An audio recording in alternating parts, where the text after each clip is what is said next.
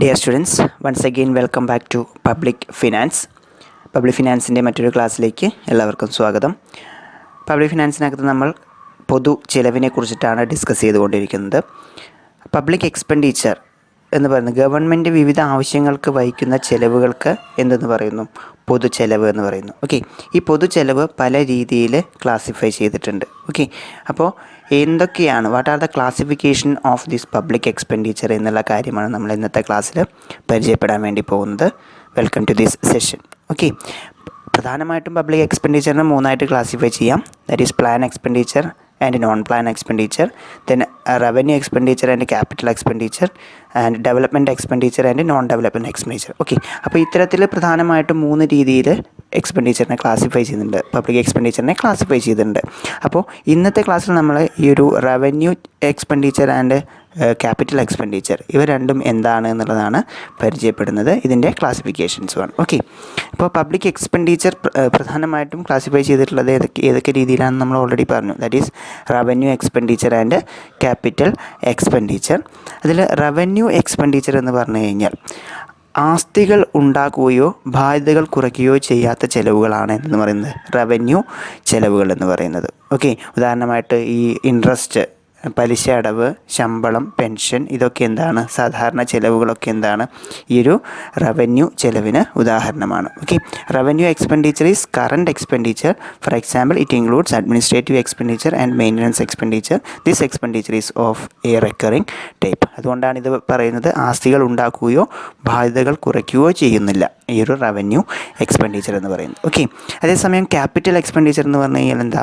ആസ്തികൾ ഉണ്ടാക്കുകയോ ബാധ്യതകൾ കുറയ്ക്കുകയോ ചെയ്യുന്ന ചിലവുകളാണ് മൂലധന ചിലവുകൾ എന്ന് പറയുന്നത്. ഇപ്പോൾ ഗവൺമെൻറ് പുതിയതായിട്ടൊരു ബിൽഡിംഗ് പണിയുകയാണ്, അല്ലെങ്കിൽ ഫാക്ടറി ഉണ്ടാക്കുകയാണ്. ഇതൊക്കെ എന്താണ്? ക്യാപിറ്റൽ എക്സ്പെൻഡിച്ചർ ആയിട്ടാണ് കണക്കാക്കുക. Okay, capital expenditure is of capital nature and is incurred once for all.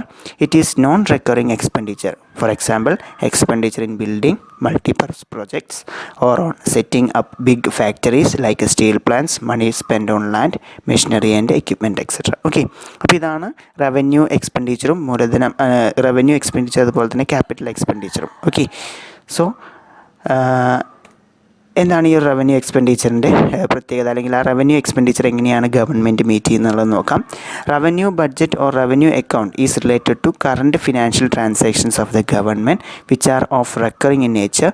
Revenue budget consist of revenue receipts of the government and expenditure is met from this revenue. Okay, അപ്പോൾ ഈ revenue expenditure meet ചെയ്യുന്നതിന് വേണ്ടിയിട്ട് ഗവൺമെൻറ്റിൻ്റെ ബഡ്ജറ്റിനകത്ത് revenue budget അല്ലെങ്കിൽ revenue account എന്ന് പറയുന്ന ഒരു അക്കൗണ്ട് ഉണ്ട്. അപ്പോൾ ആ റവന്യൂ അക്കൗണ്ടിനകത്ത് കറണ്ടായിട്ട് ലഭിക്കുന്ന എല്ലാ തരത്തിലുള്ള റെസിപ്റ്റ്സും എല്ലാ റവന്യൂസും എന്താണ് ഈ ഒരു റവന്യൂ അക്കൗണ്ടിലാണ് ഗവൺമെൻറ് രേഖപ്പെടുത്താറ്. അപ്പോൾ ഈ റവന്യൂ എക്സ്പെൻഡിച്ചറിന് ആവശ്യമായിട്ടുള്ള ഫണ്ട് കണ്ടെത്തുന്ന ഈ ഒരു റവന്യൂ അക്കൗണ്ടിനകത്ത് നിന്നാണ്. Okay, then revenue account deals with taxes, duties, fees, finds and penalties, revenue from government estates, receipts from government commercial concerns and other miscellaneous items and expenditure therefrom. Okay, അപ്പോൾ ഇവിടെ revenue account എന്ന് പറഞ്ഞു കഴിഞ്ഞാൽ അതിനകത്ത് പ്രധാനമായിട്ടുള്ള receipts എന്ന് പറയുന്നത് ഗവൺമെൻറ്റിന് ലഭിക്കുന്ന ടാക്സ്, അതുപോലെ തന്നെ duties, fees, finds, penalties, revenue, government estates, ഇതൊക്കെ എന്താണ് ഈ ഒരു റവന്യൂ അക്കൗണ്ടിലാണ് ഉൾപ്പെടുത്തുക. അപ്പോൾ ഈ റവന്യൂ എക്സ്പെൻഡിച്ചറിന് ആവശ്യമായിട്ടുള്ള മുഴുവൻ തുകയും ഈ റവന്യൂ അക്കൗണ്ടിൽ നിന്നാണ് ഗവൺമെൻറ് കണ്ടെത്തുന്നത്. Okay, then next, revenue receipts include receipts from taxation, profits of enterprises, then other non-tax receipts like administrative revenue. ഇതൊക്കെയും എന്താണ് ഈ ഒരു റവന്യൂ റെസിപ്റ്റ്സിൽ ഉൾപ്പെടുത്തുക. ഈ ഒരു പ്രോഫിറ്റ്സ്, ഗവൺമെൻറ് എൻ്റർപ്രൈസസിന് ലഭിക്കുന്ന പ്രോഫിറ്റ്സ്, അതുപോലെ തന്നെ നോൺ ടാക്സ് റെസിപ്റ്റ്സ്, ഈ ഫീസ്, ഫൈൻസ്, സ്പെഷ്യൽ അസസ്മെൻറ്റ്, ഇതൊക്കെ നമ്മൾ ഓൾറെഡി പറഞ്ഞു കഴിഞ്ഞു. ഗിഫ്റ്റ്സ്, ഗ്രാൻഡ്സ്, അതുപോലെ തന്നെ മറ്റുള്ള ആളുകളിൽ നിന്ന്, മറ്റുള്ള പ്രൈവറ്റ് ഇൻഡിവിജ്വലിൽ നിന്ന് ലഭിക്കുന്ന ഗിഫ്റ്റുകൾ, അതേപോലെ തന്നെ മറ്റു ഗവൺമെൻറ്റുകളിൽ നിന്ന് ലഭിക്കുന്ന ഗിഫ്റ്റുകൾ, ഇതൊക്കെ എന്താണ് റവന്യൂ റെസിപ്റ്റ്സ് ആയിട്ടാണ് കണക്കാക്കുക. ഓക്കെ, അപ്പോൾ റവന്യൂ അക്കൗണ്ടിനകത്തുള്ള ഈ റെസിപ്റ്റ്സ് ആണ് റവന്യൂ എക്സ്പെൻഡിച്ചർ മീറ്റ് ചെയ്യുന്നതിന് വേണ്ടിയിട്ട് ഗവൺമെൻറ് ഉപയോഗിക്കുന്നത്. ഓക്കെ, ദെൻ റവന്യൂ എക്സ്പെൻഡിച്ചറിൽ എന്തൊക്കെയാണ് പ്രധാനമായിട്ട് ഉൾപ്പെടുത്തുന്നത് നമ്മൾ ഓൾറെഡി പറഞ്ഞതാണ്. ഇൻട്രസ്റ്റ് പേയ്മെൻറ്റ്സ് അല്ലേ, പലിശ അടവുകൾ, അതുപോലെ തന്നെ defence expenditure, major subsidies, pensions, then ശമ്പളം, ഈ ഗവൺമെൻറ് ഒഫീഷ്യൽസിൻ്റെ ശമ്പളമൊക്കെ എന്താണ് ഇതിൽ നിന്നാണ് കൊടുക്കുന്നത്. ഓക്കെ, ദെൻ എന്താണ് capital account? Capital account is related to acquisition and disposal of capital assets. Capital budget is a statement of estimated capital receipts and payments of the government over fiscal year. It consists of capital receipts and capital expenditure. The capital account deals with the expenditure usually made from borrowed funds with the object of increasing concrete assets or material character or reducing recurring liabilities such as construction of buildings, irrigation projects, etc. Okay, അപ്പോൾ ഇവിടെ ആസ്തികൾ, ഗവൺമെൻറ്റിൻ്റെ ആസ്തികളിൽ നിന്ന് ലഭിക്കുന്ന എല്ലാ തരത്തിലുള്ള എല്ലാ തരത്തിലുള്ള റവന്യൂസും ക്യാപിറ്റൽ അക്കൗണ്ടിലാണ് ഉൾപ്പെടുത്തുന്നത്. ഓക്കെ, അപ്പോൾ നമ്മൾ ഓൾറെഡി പറഞ്ഞു കഴിഞ്ഞു, ആസ്തികൾ ഉണ്ടാക്കുകയോ ബാധ്യതകൾ കുറയ്ക്കുകയോ ചെയ്യുന്ന ചിലവുകളെയാണ് മൂലധന ചിലവുകൾ എന്ന് പറയുന്നത്. ഇപ്പോൾ കെട്ടിടങ്ങൾ, പ്ലാന്റ്, യന്ത്രങ്ങൾ, അടിസ്ഥാന സൗകര്യങ്ങൾ, ഇവയൊക്കെ എന്താണ്? ക്യാപിറ്റൽ എക്സ്പെൻഡിച്ചേഴ്സാണ്. അപ്പോൾ ഈ ക്യാപിറ്റൽ എക്സ്പെൻഡിച്ചേഴ്സ് മീറ്റ് ചെയ്യാൻ ആവശ്യമായിട്ടുള്ള മുഴുവൻ തുകയും കണ്ടെത്തുന്നത് ക്യാപിറ്റൽ അക്കൗണ്ടിൽ നിന്നാണ്. ഓക്കെ, ദെൻ ക്യാപിറ്റൽ റെസിപ്റ്റ്സിൽ എന്തൊക്കെയാണ് ഉൾപ്പെടുത്തുക എന്നുള്ളത് നോക്കുക. ബോറോയിങ്സ്, ഗവൺമെൻറ് കടം വാങ്ങിക്കുന്നത്, അല്ലെ മറ്റുള്ള പ്രൈവറ്റ് ഇൻഡിവിജ്വൽസിൽ നിന്നോ അല്ലെങ്കിൽ എക്സ്റ്റേണൽ ഫിനാൻഷ്യൽ ഇൻസ്റ്റിറ്റ്യൂഷനിൽ നിന്നൊക്കെ കടം വാങ്ങിക്കുന്നതൊക്കെ ക്യാപിറ്റൽ റെസിപ്റ്റ്സ് ആണ്.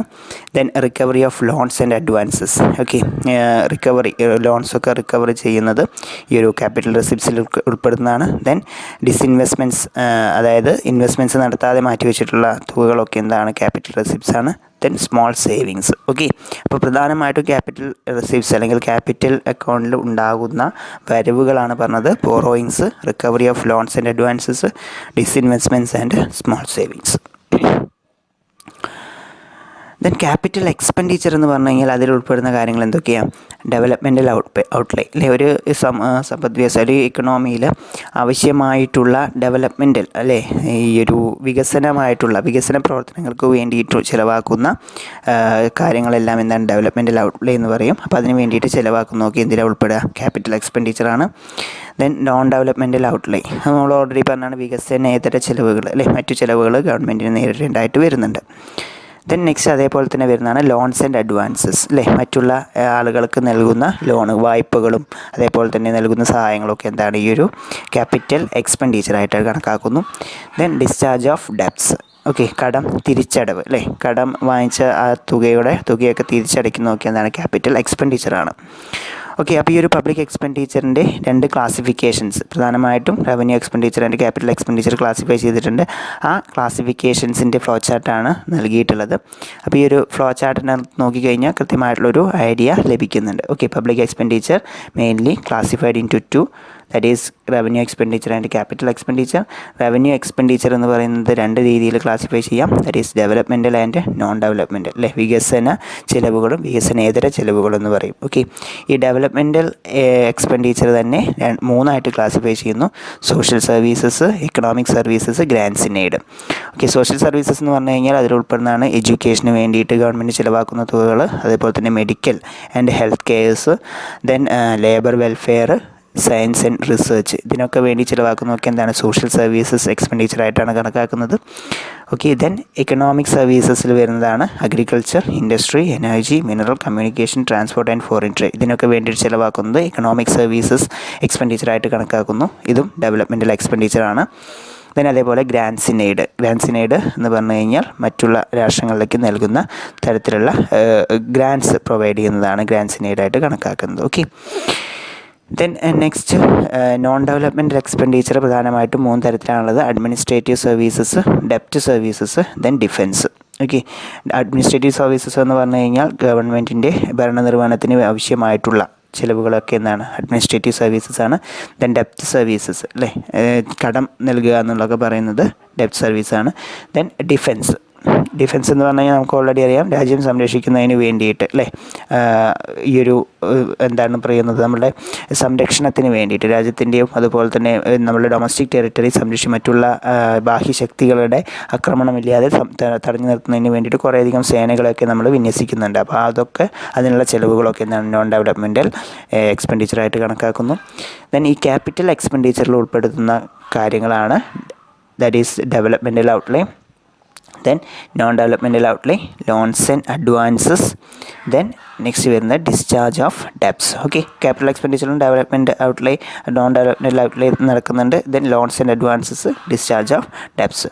ഓക്കെ, ലോൺസ് പ്രൊവൈഡ് ചെയ്യുന്നതും അതുപോലെ തന്നെ കടം വാങ്ങിച്ചത് തിരിച്ചടയ്ക്കുന്നതും ഒക്കെ എന്താണ് ഈ ഒരു ക്യാപിറ്റൽ എക്സ്പെൻഡിച്ചറായിട്ട് കണക്കാക്കുന്നു. ഓക്കെ, വരുന്നതും അതുപോലെ തന്നെ ബ്രിഡ്ജസ് പണിയുന്നത്, അതുപോലെ തന്നെ മറ്റുള്ള റോഡ് വികസനം, ഇതൊക്കെ എന്താണ് ഡെവലപ്മെൻറ്റൽ ഔട്ട്ലേ ആയിട്ടാണ് വരുന്നത് അല്ലേ. ഒരു പുതിയ ബിൽഡിംഗ് ഒക്കെ ഗവൺമെൻറ്റിൻ്റെ നേതൃത്വത്തിൽ ഉണ്ടാക്കിയെടുക്കുകയാണെങ്കിൽ അതൊക്കെ ഡെവലപ്മെൻറ്റൽ ഔട്ട്ലേ ആയിട്ടാണ് വരിക. അതിൻ്റെ ഭാഗമായിട്ട് കുറേയധികം മാറ്റങ്ങൾ എക്കണോമിയിൽ സംഭവിക്കും. കൃത്യമായിട്ട് പബ്ലിക് എക്സ്പെൻഡിച്ചറിൻ്റെ ക്ലാസിഫിക്കേഷൻസ് മനസ്സിലായിട്ടുണ്ടാവുമെന്ന് വിചാരിക്കുന്നു. That is all about today's class.